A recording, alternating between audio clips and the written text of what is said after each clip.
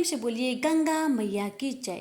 प्यारे भक्तों, आज गंगा दशहरा के शुभ अवसर पर मैं आप सभी को सुनाने जा रही हूँ गंगा दशहरा की संपूर्ण व्रत कथा, जिसे श्रद्धा और भक्ति के साथ सुनने से गंगा मैया अपनी भक्तों की हर मनोकामना को अवश्य ही पूरी करती है। तो आइए बड़े ही श्रद्धा और प्रसन्न मन से सुनते हैं गंगा मैया की पुण्यदायिनी कथा। जय गंगा मैया। हिंदू पंचांग के आधार पर ज्येष्ठ माह के शुक्ल पक्ष की 10वीं तिथि को गंगा दशहरा के रूप में मनाया जाता है। संपूर्ण भारत वर्ष में गंगा दशहरा को बहुत ही धूमधाम से मनाया जाता है और ऐसा माना जाता है कि इसी दिन माता गंगा का धरती पर अवतरण हुआ था।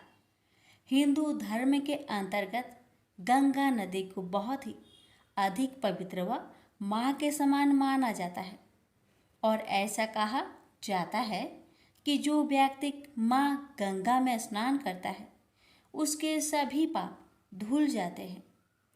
हम शास्त्रों की बात करते हैं तो राजा भागीरथ के कहने पर गंगा इसी दिन धरती पर अवतरित हुई थी। जो भी व्यक्ति इस दिन सच्चे दिल से माँ गंगा की पूजा करता है और गंगा में स्नान कर लेता है, उसके सभी पाप धुल जाते हैं और उसे मरणोपरांत मोक्ष की प्राप्ति होती है। पौराणिक कथा के अनुसार प्राचीन काल में राजा भागीरथ अयोध्या में रहते थे। आपको बता दें कि इन्हें भगवान श्री राम का पूर्वज माना जाता है। एक बार राजा भागीरथ को अपने पूर्वजों का तर्पण करने के लिए गंगा जल की आवश्यकता पड़ी। उस समय माँ गंगा स्वर्ग लोक में ही बहती थी।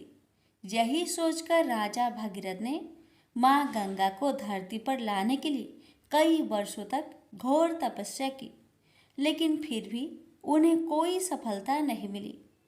यह देखकर राजा भागीरथ हिमालय चले गए और वहां जाकर वे फिर से घोर तपस्या में लीन हो गए। उनकी कठोर तपस्या को देखकर माँ गंगा बहुत प्रसन्न हुई और उन्हें आशीर्वाद देने के लिए वहां प्रकट हुई। माँ गंगा को अपने सामने देखकर राजा भागीरथ बहुत प्रसन्न हुए। उन्होंने माँ गंगा को धरती पर आने को कहा। यह सुनकर माँ गंगा ने उनका अनुरोध स्वीकार कर लिया, लेकिन राजा भागीरथ के सामने एक बड़ी समस्या खड़ी हो गई। गंगा माता का वेग बहुत अधिक था। यदि वह पृथ्वी पर आ जाती तो सारी पृथ्वी नष्ट हो जाती। उनकी इस परेशानी को महादेव यानी भगवान शिव भी दूर कर सकते थे। जब राजा भगीरथ को इस बात का पता चला तो वे भगवान शिव की तपस्या करने लगे। 1 वर्ष तक राजा भगीरथ भगवान शिव की घोर तपस्या करते रहे। कभी पैर के बल खड़े होकर तपस्या करते थे तो कभी बिना खाए। राजा भागीरथ की इस कठोर तपस्या को देखकर भगवान शिव बहुत प्रसन्न हुए और उनके अनुरोध को स्वीकार कर लिया। तब ब्रह्मा जी ने अपने कमंडल से गंगा माता की धारा प्रवाहित कर दी। तब भगवान शिव ने माँ गंगा को अपने बालों में बांध लिया। करीब 32 दिनों तक माँ गंगा शिव जी के केशों में प्रवाहित होती रही। ज्येष्ठ माह के शुक्ला पक्ष की 10वीं के दिन भगवान शिव ने अपनी एक जटा खोली और गंगा माता को धरती पर जाने को कहा। तब राजा भागीरथ ने माँ गंगा के धरती पर आने के लिए हिमालय की दुर्गम पहाड़ियों के बीच से रास्ता बनाया था। जब माँ गंगा पर्वत से मैदान में पहुंची तब राजा भागीरथ ने अपने पूर्वजों को गंगा जल से तर्पण कर उन्हें मोक्ष प्रदान किया। माँ गंगा का जिस दिन धरती पर अवतरण हुआ उस ज्येष्ठ मास के शुक्ला पक्ष की 10वीं तिथि का दिन था। इसलिए इस दिन माता गंगा की पूजा का विशेष प्रावधान है। प्रेम से बोलिए गंगा माता की जय। गुरुवार व्रत कथा। प्राचीन काल की बात है। किसी राज्य में एक बड़ा प्रतापी और दानी राजा राज्य करता था। वह हर गुरुवार को व्रत रखकर दीन दुखियों की मदद करके पुण्य प्राप्त करता था। परंतु ये बात उसकी रानी को अच्छी नहीं लगती थी। वह न तो व्रत करती थी और न ही दान पुण्य में विश्वास रखती थी। इतना ही नहीं, वह राजा को भी ऐसा करने से मना करती थी। एक समय की बात है, राजा शिकार खेलने के लिए वन में गए। घर पर रानी और दासी थी। उसी समय गुरु बृहस्पति देव साधु का रूप धारण कर राजा के दरवाजे पर भिक्षा मांगने आए। साधु ने जब रानी से भिक्षा मांगी तो वह कहने लगी, हे साधु महाराज, मैं इस दान और पुण्य से तंग आ गई हूँ। आप कोई ऐसा उपाय बताएं जिससे कि सारा धन नष्ट हो जाए और मैं आराम से रह सकूं। इतना सुनकर बृहस्पति देव ने कहा, हे देवी, तुम बड़ी विचित्र हो। संतान और धन से कोई दुखी होता है? अगर अधिक धन है तो उसे शुभ कार्यों में लगाओ, कुंवारी कन्याओं का विवाह कराओ, विद्यालय और बाग बगीचे का निर्माण कराओ, जिससे तुम्हारे दोनों लोग सुधरे। परंतु साधु की इन बातों से रानी को खुशी नहीं हुई। उसने कहा कि मुझे ऐसे धन की आवश्यकता नहीं है जिसे मैं दान दूं और जिसे संभालने में मेरा सारा समय नष्ट हो जाए। तब साधु ने कहा, अगर तुम्हारी ऐसी इच्छा है तो मैं जैसा तुम्हें बताता हूँ तुम वैसा ही करना। गुरुवार के दिन तुम घर को गोबर से लिपना, अपने बालों को पीली मिट्टी से धोना, राजा से हजामत बनाने को कहना, भोजन में मांस मदिरा का प्रयोग करना, कपड़े धोबी के यहाँ धुलने देना। इस प्रकार 7 बृहस्पतिवार करने से तुम्हारा समस्त धन नष्ट हो जाएगा। इतना कहकर साधु के रूप में बृहस्पति देव अंतर्ध्यान हो गए। साधु के अनुसार कई बातों को पूरा करते हुए रानी को केवल 3 बृहस्पतिवार ही बीते थे कि उसकी समस्त धन संपत्ति नष्ट हो गई। भोजन के लिए राजा का परिवार तरसने लगा। तब एक दिन राजा ने रानी से बोला कि हे रानी, तुम यहीं रहो, मैं दूसरे देश को जाता हूँ, क्योंकि यहाँ पर सभी लोग मुझे जानते हैं, इसलिए मैं कोई छोटा कार्य नहीं कर सकता। ऐसा कहकर राजा दूसरे देश चला गया। वहां वह जंगल से लकड़ी काट कर लाता और शहर में बेचता। इस तरह वह अपना जीवन व्यतीत करने लगा। इधर राजा के परदेश जाते ही रानी और दासी दुखी रहने लगी।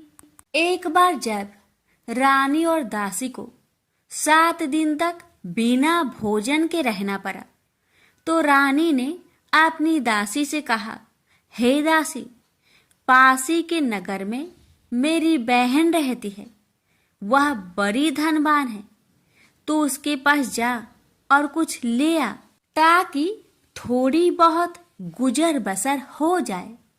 दासी रानी की बहन के पास गई। उस दिन गुरुवार था और रानी की बहन उस समय बृहस्पतिवार व्रत की कथा सुन रही थी।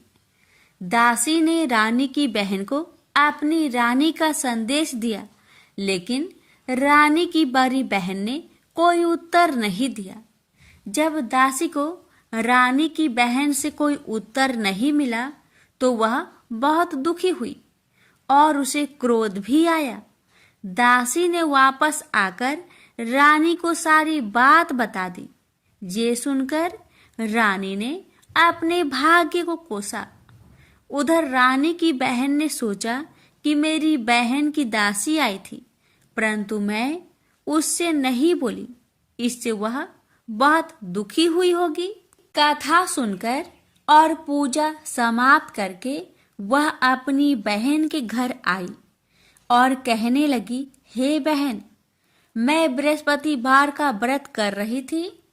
तुम्हारी दासी मेरे घर आई थी, परंतु जब तक कथा होती है तब तक ना तो उठते हैं और ना ही बोलते हैं, इसलिए मैं नहीं बोली। बताओ दासी, क्यों आई थी? रानी बोली, बहन, तुमसे क्या छिपाऊं? हमारे घर में खाने तक को अनाज नहीं था। ऐसा कहते कहते रानी की आंखें भर आई। उसने दासी समेत पिछले 7 दिनों से भूखे रहने तक की बात अपनी बहन को विस्तार पूर्वक सुना दी। रानी की बहन बोली, देखो बहन, भगवान बृहस्पति देव सबकी मनोकामना को पूर्ण करते हैं। देखो, शायद तुम्हारे घर में अनाज रखा हो। पहले तो रानी को विश्वास नहीं हुआ, पर बहन के आग्रह करने पर उसने अपनी दासी को अंदर भेजा तो उसे सचमुच अनाज से भरा एक घड़ा मिल गया। यह देखकर दासी को बड़ी हैरानी हुई। दासी रानी से कहने लगी, हे रानी, जब हमको भोजन नहीं मिलता तो हम व्रत ही तो करते हैं, इसलिए क्यों न इनसे व्रत और कथा की विधि पूछ ली जाए ताकि हम भी व्रत कर सके। तब रानी ने अपनी बहन से बृहस्पतिवार व्रत के बारे में पूछा। उसकी बहन ने बताया, बृहस्पतिवार के व्रत में चने की दाल और मुनक्का से विष्णु भगवान का केले के जड़ में पूजन करे तथा दीपक जलाए, व्रत कथा सुने और पीला भोजन ही करे। इससे बृहस्पति देव प्रसन्न होते हैं। व्रत और पूजन विधि बताकर रानी की बहन अपने घर लौट आई। 7 दिन के बाद जब गुरुवार आया तो रानी और दासी ने व्रत रखा। घुड़सार में जाकर चना और गुड़ लेकर आई। फिर उससे केले की जड़ तथा विष्णु भगवान का पूजन किया। अब पीला भोजन कहाँ से आए? इस बात को लेकर दोनों बहुत दुखी थे। चूंकि उन्होंने व्रत रखा था, इसलिए बृहस्पति देव उनसे प्रसन्न थे। इसलिए वे एक साधारण व्यक्ति का रूप धारण कर 2 थालों में सुंदर पीला भोजन दासी को दे गए। भोजन पाकर दासी प्रसन्न हुई और फिर रानी के साथ मिलकर भोजन ग्रहण किया। उसके बाद वे सभी गुरुवार को व्रत और पूजन करने लगी। बृहस्पति भगवान की कृपा से उनके पास फिर से धन संपत्ति आ गई, परंतु रानी फिर से पहले की तरह आलस्य करने लगी। तब दासी बोली, देखो रानी, तुम पहले भी इस प्रकार आलस्य करती थी। तुम्हें धन रखने में कष्ट होता था, इस कारण सभी धन नष्ट हो गया, और अब जब भगवान बृहस्पति की कृपा से धन मिला है तो तुम्हें फिर से आलस्य होता है। रानी को समझाते हुए दासी कहती है कि बड़ी मुसीबतों के बाद हमने यह धन पाया है, इसलिए हमें दान पुण्य करना चाहिए, भूखे मनुष्य को भोजन कराना चाहिए और धन को शुभ कार्य में खर्च करना चाहिए, जिससे तुम्हारे कुल का यश बढ़ेगा, स्वर्ग की प्राप्ति होगी और पितृ प्रसन्न होंगे। दासी की बात मानकर रानी अपना धन शुभ कार्य में खर्च करने लगी, जिससे पूरे नगर में उसका यश फैलने लगा। बृहस्पतिवार व्रत कथा के बाद श्रद्धा के साथ आरती की जानी चाहिए। इसके बाद प्रसाद बांटकर उसे ग्रहण करना चाहिए। एक दिन राजा दुखी होकर जंगल में एक पेड़ के नीचे आसन जमाकर बैठ गया। वह अपनी दशा को याद करके व्याकुल होने लगा। बृहस्पतिवार का दिन था। एकाएक उसने देखा कि निर्जन वन में एक साधु प्रकट हुए। वह साधु भेष में स्वयं बृहस्पति देवता थे। लकड़हारे के सामने आकर बोले, हे लकड़हारे, इस सुनसान जंगल में तू चिंता मग्न क्यों बैठा है?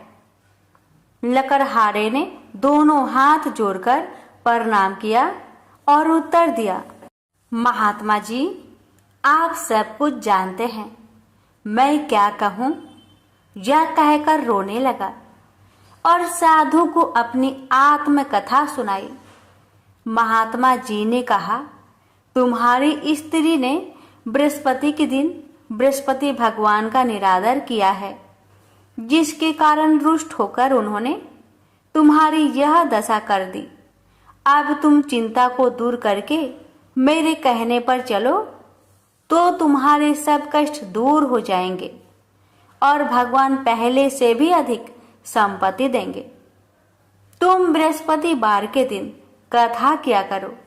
2 पैसे के चने मुनक्का लाकर उसका प्रसाद बनाओ और शुद्ध जल से लोटे में शक्कर मिलाकर अमृत तैयार करो। कथा के पश्चात अपने सारे परिवार और सुनने वाले प्रेमियों में अमृत व प्रसाद बांटकर आप भी ग्रहण करो। ऐसा करने से भगवान तुम्हारी सब मनोकामनाएं पूरी करेंगे। साधु के ऐसे वचन सुनकर लकड़हारा बोला, हे प्रभु, मुझे लकड़ी बेचकर इतना पैसा नहीं मिलता जिससे भोजन के उपरांत कुछ बचा सकूं। मैंने रात्रि में अपने स्त्री को व्याकुल देखा है और मेरे पास कुछ भी नहीं जिससे मैं उसकी खबर मंगा सकूं। साधु ने कहा, हे लकड़हारे, तुम किसी बात की चिंता मत करो। बृहस्पति के दिन तुम रोजाना की तरह लकड़ियां लेकर शहर को जाओ। तुम्हारे रोज से दुगुना धन प्राप्त होगा, जिससे तुम भली भांति भोजन कर लोगे तथा बृहस्पति देव की पूजा का सामान भी आ जाएगा। इतना कहकर साधु अंतर्ध्यान हो गए। धीरे धीरे समय व्यतीत होने पर फिर वही बृहस्पतिवार का दिन आया। लकड़हारा जंगल से लकड़ी काटकर किसी शहर में बेचने गया। उसे उस दिन और दिन से अधिक पैसा मिला। राजा ने चना गुड़ आदि लाकर गुरुवार का व्रत किया। उस दिन से उसके सभी कलेश दूर हुए। परंतु जब दोबारा गुरुवार का दिन आया तो बृहस्पतिवार का व्रत करना भूल गया। इस कारण बृहस्पति भगवान नाराज हो गए। उस दिन उस नगर के राजा ने विशाल यज्ञ का आयोजन किया तथा शहर में यह घोषणा करा दी कि कोई भी मनुष्य अपने घर में भोजन न बनावे, न आग जलावे। समस्त जनता मेरे यहाँ भोजन करने आवे। इस आज्ञा को जो न मानेगा उसे फांसी की सजा दी जाएगी। इस तरह की घोषणा संपूर्ण नगर में करवा दी गई। राजा की आज्ञा अनुसार शहर के सभी लोग भोजन करने गए, लेकिन लकड़हारा कुछ देर से पहुंचा, इसलिए राजा उसको अपने साथ घर लिवा ले गए और ले जाकर भोजन करा रहे थे तो रानी की दृष्टि उस खूंटी पर पड़ी जिस पर उसका हार लटका हुआ था। वह वहां पर दिखाई नहीं दिया। रानी ने निश्चय किया कि मेरा हार इस मनुष्य ने चुरा लिया है। उसी समय सिपाहियों को बुलवाकर उसको कारागार में डलवा दिया। जब लकड़हारा कारागार में पड़ गया और बहुत दुखी होकर विचार करने लगा कि ना जाने कौन से पूर्व जन्म के कर्म से मुझे यह दुख प्राप्त हुआ है, और उसी साधु को याद करने लगा जो कि जंगल में मिला था। उसी समय तत्काल बृहस्पति देव साधु के रूप में प्रकट हुए और उसकी दशा को देखकर कहने लगे, अरे मूर्ख, तूने बृहस्पति देव की कथा नहीं करी, इस कारण तुझे दुख प्राप्त हुआ है। अब चिंता मत कर, बृहस्पतिवार के दिन कारागार के दरवाजे पर 4 पैसे पड़े मिलेंगे। उनसे तू बृहस्पति देव की पूजा करना, तेरे सभी कष्ट दूर हो जाएंगे। बृहस्पति के दिन उसे 4 पैसे मिले। लकड़हारे ने कथा कही। उसे रात्रि को बृहस्पति देव ने उस नगर के राजा को सपने में कहा, हे राजा, तुमने जिस आदमी को कारागार में बंद किया है वह निर्दोष है, वह राजा है, उसे छोड़ देना। रानी का हार उसी खूंटी पर लटका है। अगर तू ऐसा नहीं करेगा तो मैं तेरे राज्य को नष्ट कर दूंगा। इस तरह रात्रि के सपनों को देखकर राजा प्रातः काल उठा और खूंटी पर हार देखकर लकड़हारे को बुलाकर क्षमा मांगी तथा लकड़हारे को योग सुंदर वस्त्र आभूषण देकर विदा कर दिया। बृहस्पति देव की आज्ञा अनुसार लकड़हारा अपने नगर को चल दिया। राजा जब अपने नगर के निकट पहुंचा तो उसे बड़ा आश्चर्य हुआ। नगर में पहले से अधिक बाग, तालाब, कुएं तथा बहुत सी धर्मशाला, मंदिर आदि बन गई है। राजा ने पूछा, यह किसका बाग और धर्मशाला है? तब नगर के सब लोग कहने लगे, यह सब रानी और बांदी की है।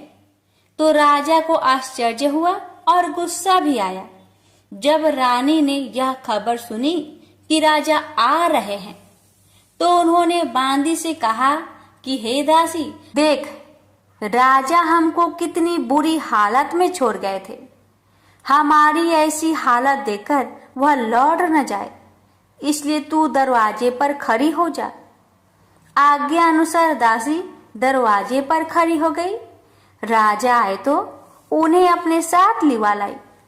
तब राजा ने क्रोध करके अपनी रानी से पूछा कि यह धन तुम्हें कैसे प्राप्त हुआ?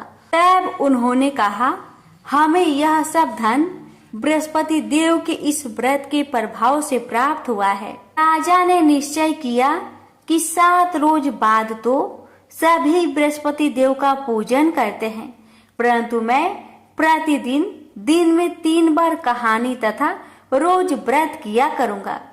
अब हर समय राजा ने दुपट्टे में चने की दाल बांधी रहती तथा दिन में 3 बार कहानी कहता। एक रोज राजा ने विचार किया कि चलो अपनी बहन के यहाँ हो आवे। इस तरह निश्चय कर राजा घोड़े पर सवार हो अपनी बहन के यहाँ को चलने लगा। मार्ग में उसने देखा कि कुछ आदमी एक मुर्दे को लिए जा रहे हैं। उन्हें रोककर राजा कहने लगा, अरे भाइयों, मेरी बृहस्पति देव की कथा सुन लो। वे बोले, लो, हमारा तो आदमी मर गया है, इसको अपनी कथा की परी है। परंतु कुछ आदमी बोले, अच्छा कहो, हम तुम्हारी कथा भी सुनेंगे।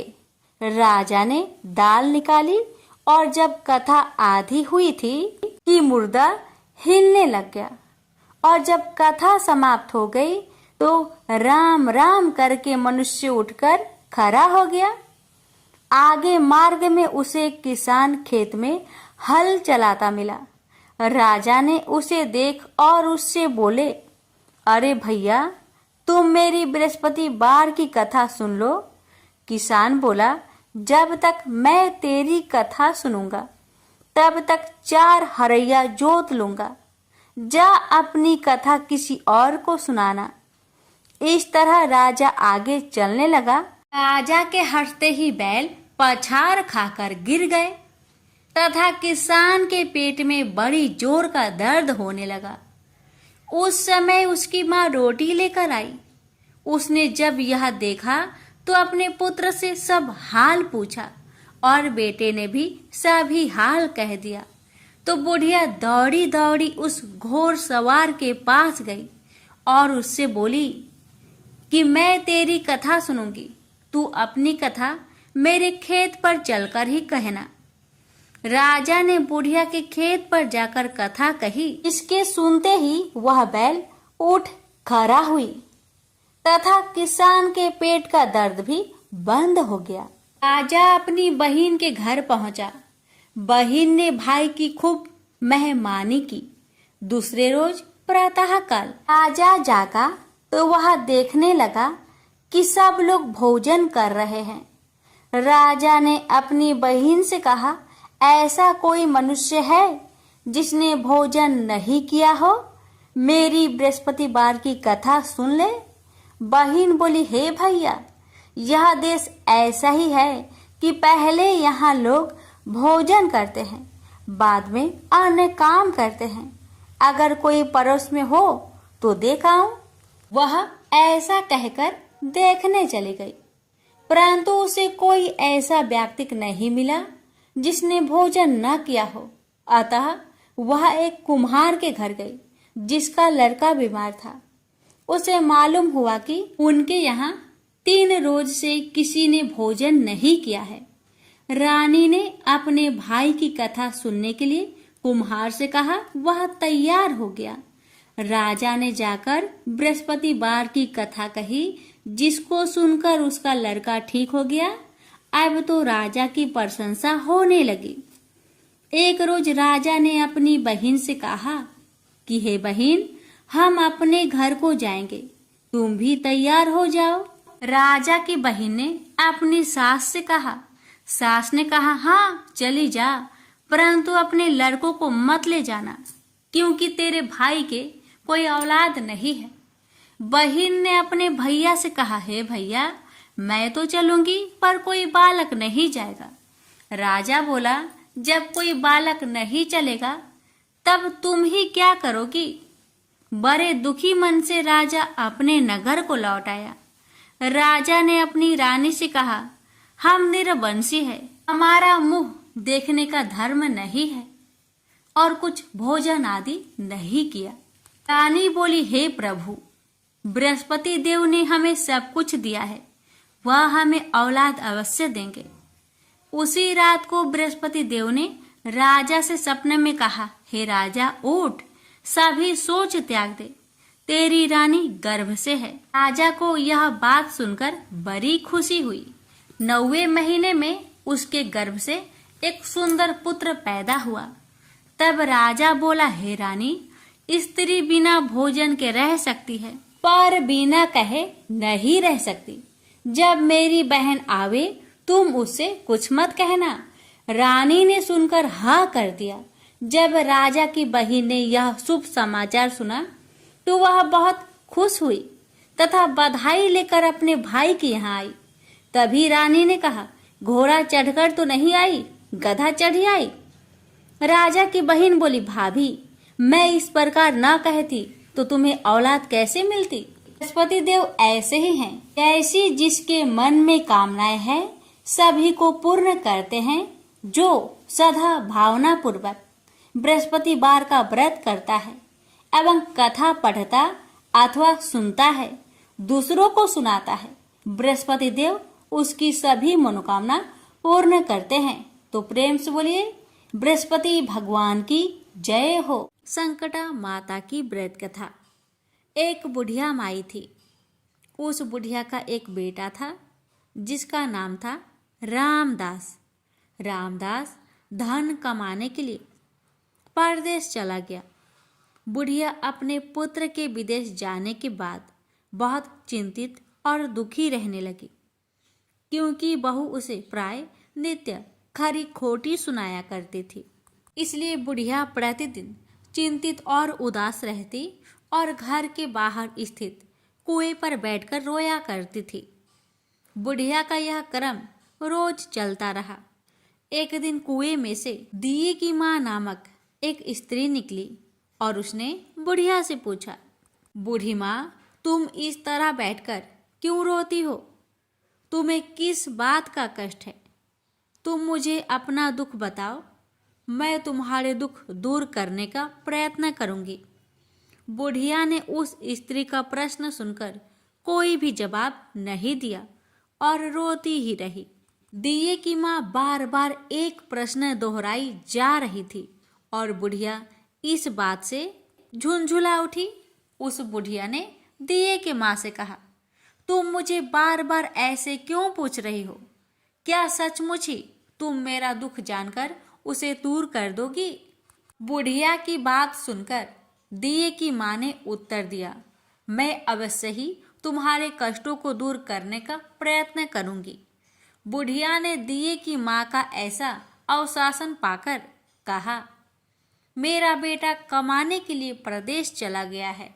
उसके पीछे मेरी बहू मुझे बहुत बुरा भला कहती रहती है। यही मेरे दुख का कारण है।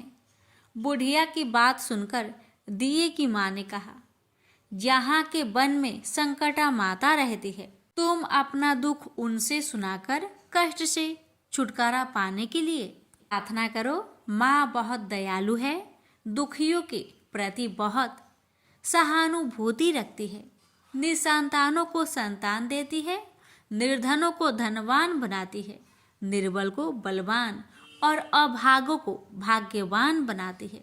उनकी कृपा से सौभाग्यवती स्त्रियों का सौभाग्य अचल हो जाता है। कुंवारी कन्याओं को अपने इच्छित वर की प्राप्ति होती है। रोगी अपने रोग से मुक्त होते हैं। इसके अलावा जो भी मनोकामना हो वह सभी को पूरा करती हैं। इसमें कोई भी संदेह नहीं है। दिए की माँ से ऐसी विलक्षण बात को सुनकर बुढ़िया माई संकटा माता के पास गई और उनके चरणों पर गिरकर विलाप करने लगी। संकटा माता ने बड़े ही दयालु हो बुढ़िया माई से पूछा, बुढ़िया, तुम किस कारण इतने दुख से बार बार रोती हो? बुढ़िया ने कहा, हे माता, आप तो सब कुछ जानती हो, आपसे तो कुछ भी छिपा नहीं है। आप मेरे दुख को दूर करने का आश्वासन दे तो मैं अपनी दुखद गाथा आपको सुनाऊं। बुढ़िया माई की बात सुनकर संकटा माता ने कहा, मुझे पहले अपना दुख बताओ, दुखियों का दुख दूर करना ही मेरा काम है। संकटा माता के ऐसे कहने पर बुढ़िया माई ने कहा, हे माता, मेरा लड़का परदेश चला गया है। उसके घर में ना रहने से मेरी बहू मुझे बहुत तरह तरह की बातें सुनाया करती है। उसकी बातें मुझसे सहन नहीं होती। इसी कारण से परेशान होकर मैं बार बार रोया करती हूँ। बुढ़िया माई की इस दर्द भरी कथा को सुनकर संकटा माता ने कहा, तुम घर जाओ और घर जाकर मेरे लिए मन्नत मनौती मांगकर मेरी पूजा करो। इससे तुम्हारा लड़का सकुशल घर वापस आ जाएगा। मेरी पूजा के दिन सुहागन स्त्रियों को आमंत्रित कर उन्हें भोजन कराना। ऐसा करने से तुम्हारा लड़का अवश्य ही तुम्हारे पास आ जाएगा। संकटा माता के कहे अनुसार उस बुढ़िया ने मनौती मांगकर पूजा की और सुहागिन स्त्रियों को भोजन के लिए आमंत्रित किया।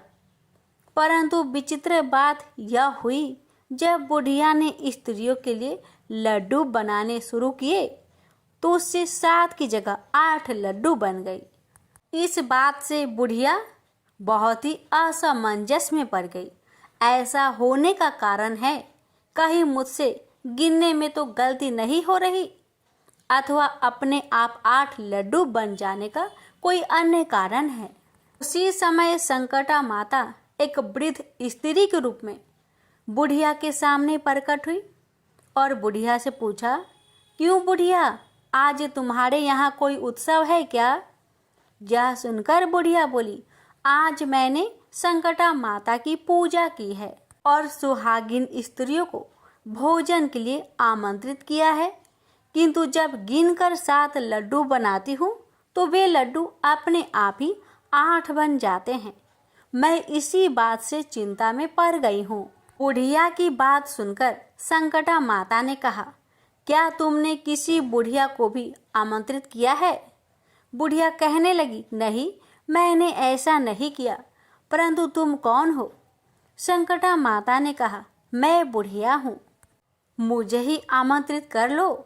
ऐसा सुनकर बुढ़िया ने उस बुढ़िया रूपधारी संकटा माता को भोजन के लिए आमंत्रित कर लिया।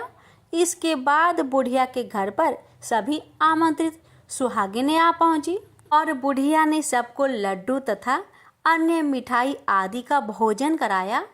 इससे संकटा माता उस बुढ़िया पर बहुत प्रसन्न हुई और माता की कृपा से उस बुढ़िया के बेटे के मन में अपनी माता और पत्नी से मिलने की इच्छा उत्पन्न हुई और वह अपने घर के लिए चल दिया। कुछ दिन बीतने के बाद वह बुढ़िया संकटा माता की पूजा कर सुहागिनों को भोजन करा रही थी कि किसी ने उसे उसके लड़के की आने की सूचना दी, लेकिन बुढ़िया अपने काम में लगी रही। उसने कहा, लड़के को बैठने दो, मैं सुहागिनों को जिमा कर अभी आती हूँ। लड़के की बहू ने पति की आने का समाचार सुना। उसी क्षण पति के स्वागत के लिए तुरंत घर की ओर चल दी। लड़के ने अपनी पत्नी को देखकर मन में सोचा कि मेरी स्त्री मेरे प्रति कितना प्रेम रखती है, जो खबर पाते ही मुझसे मिलने आ गई। परंतु मेरी माँ को मुझ पर जरा भी प्रेम नहीं है। मेरे आने की खबर पाकर भी मेरी माँ मुझसे मिलने नहीं आई।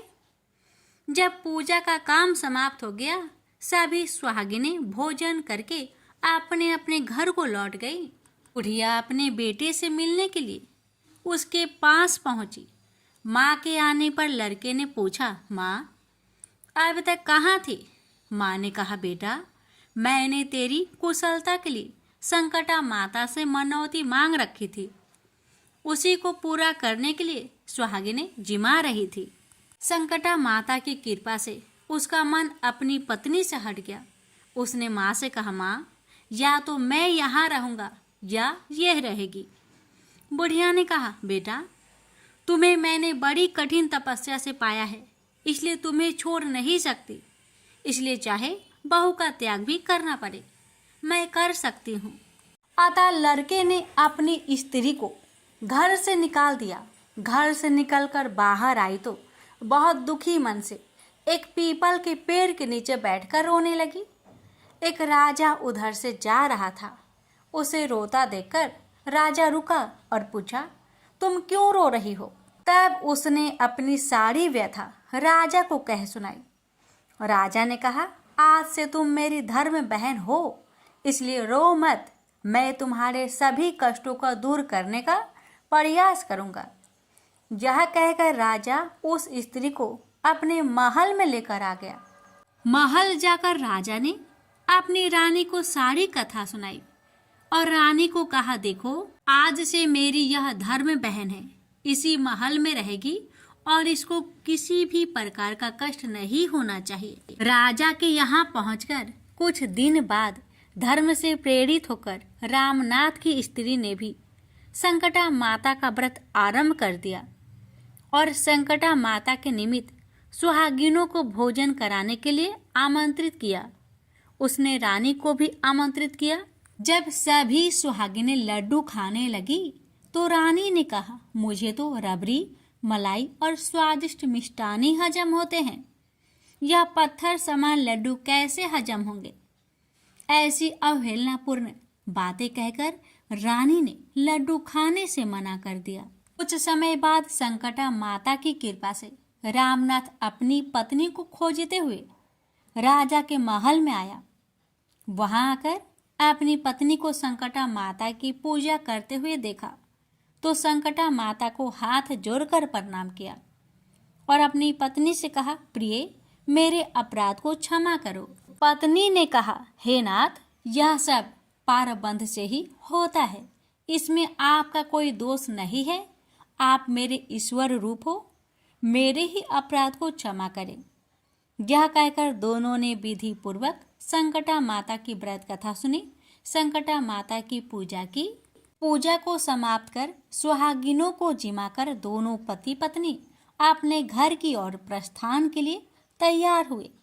जाते समय रामनाथ की स्त्री ने राजा रानी से कहा, जब मुझ पर दुख पड़ा था तो आप लोगों ने धर्म बहन बनाकर मुझे आश्रय दिया।